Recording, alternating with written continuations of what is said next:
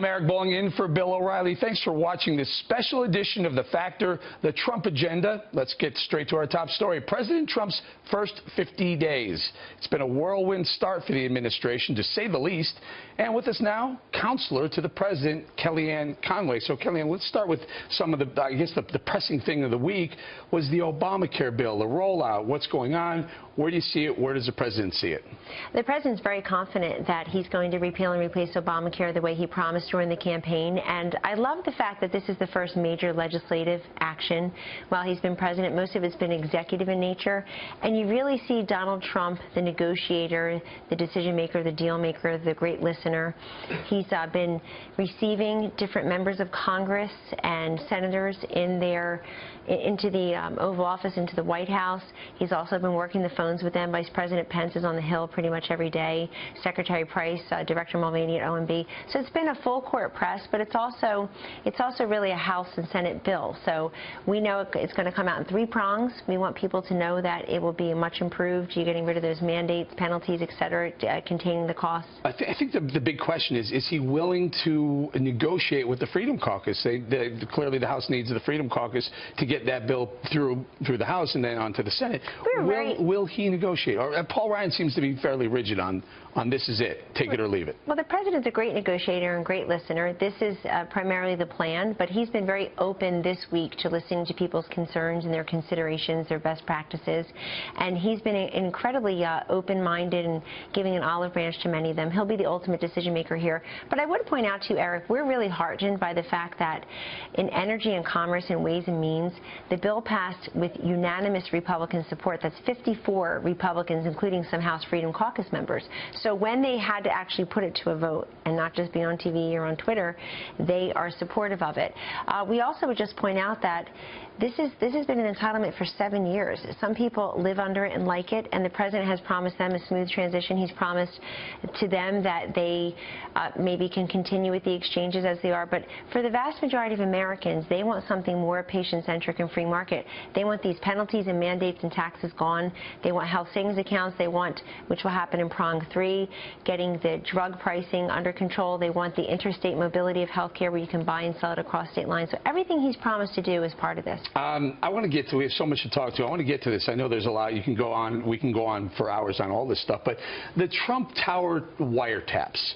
Now, this has been all over the board. First they said there were no wiretaps, then they say there were wiretaps, then it wasn't ordered by President Obama, former President Obama.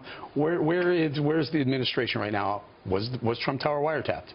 What President Trump has asked for and received is for the House and Senate Intelligence Committees to add to their existing investigation this piece of it, and they've agreed to do that. So we will wait until that oversight and those investigations are complete, and then we'll have further comment. Okay, so he's not saying that it was. I mean, look.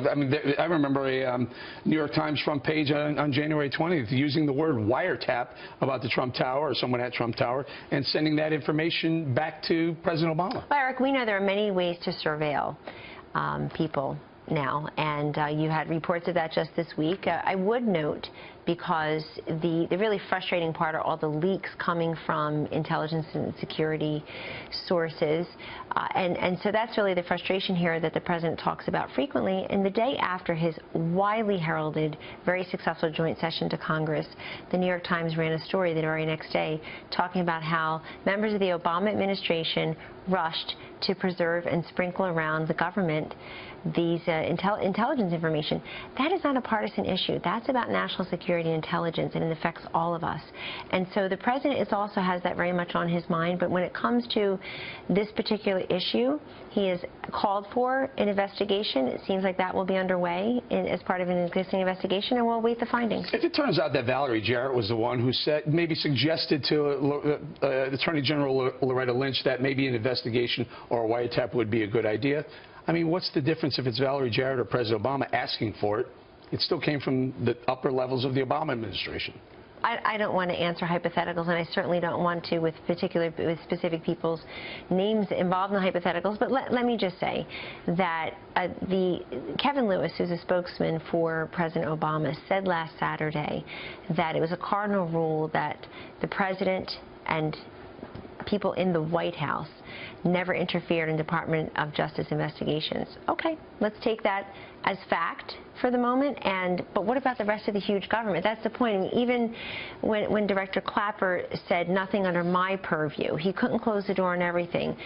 Director Comey at the FBI almost a week ago now said what he said, asking the DOJ to make a statement denouncing this, and yet if he's got something to say, we're willing to hear it. He's welcome to put out a statement, but we just haven't seen it. We've seen reports of it. A little bit of controversy the last couple of weeks. President Trump gave the Communications Department a C-. Now, Sean Spicer's had a little bit of a rough time at times in front of the press. Does Sean Spicer have the president's full confidence? Yes, he does. And in fairness, the president told your colleagues here at Fox that he would give himself an A on substance on the issues, and we all should. 235,000 jobs created in his first full month, including in manufacturing, construction, unemployment at 4.7%, economic confidence up. The markets love this presidency. But the president said he'd give himself an A on substance and issues, and he'd give a C or C- on communication of it. And then he said, he thinks he could do a better job. I think, meaning we all could, he meant all of us. I think Donald Trump is his own best spokesperson. We all agree when he gets out there, when he does a press conference, when he addresses the joint session of Congress, when he goes to CPAC, when he has the rally in Melbourne, Florida, it is the best way to communicate and connect with people directly. I've never seen a more brilliant communicator and more natural connector than Donald Trump. I think it's in large part how he got elected and cut through the noise and the silence. And so in the White House, I've been the loudest voice for having the president and vice president out there more, our cabinet secretaries. Sean Spicer does a daily briefing under very tough circumstances. I think he does a tremendous job. The president, I'm present when the president is routinely commending the job he's doing. He knows he's under. We all know that we're also representing the president, and we all know that the media can be really rough on the president. We think that they're often unfair. We think that they're often incomplete in their coverage. But it's a two-way street, and we hope that it improves. I'm very pro-press. I hope it improves because we need to have a fair and free press in this country.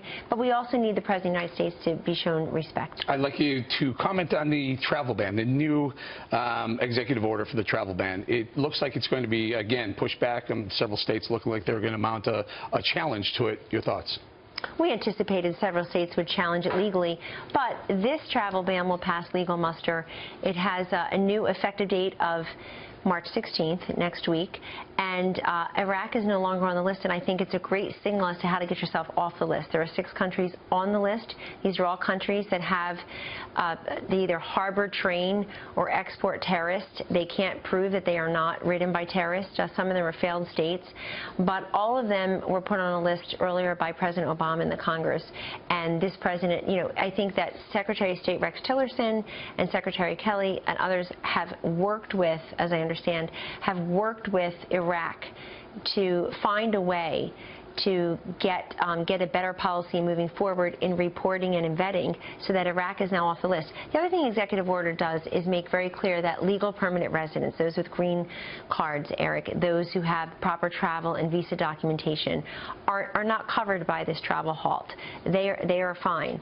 Also, that was the one issue that the Ninth Circuit was hung up on. That's right. It was always true that they were exempt from this, but it wasn't made clear, perhaps.